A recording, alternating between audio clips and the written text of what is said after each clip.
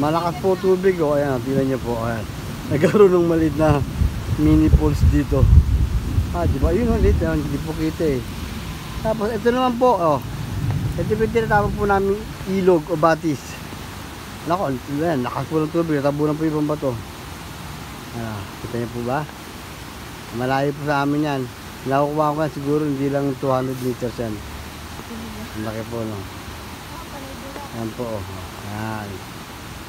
Yan po ngayon ang sure ito. Lakas po ng ulan dito. Dito po sa amin. Yan po, lapit po tayo. Lapit po tayo sa gilid ng bangin. Ayun po yung ginata yung kabahayan. Panibagong bahayan dito sa ibabaw ng bundok. Yan po, sakop naman po yan ng Dasma. Sabi niyo po, unti-unti nang magkakaroon at mapupuno ng kabahayan ang kagubatang ito dito sa San Pedro. Maraming salamat po.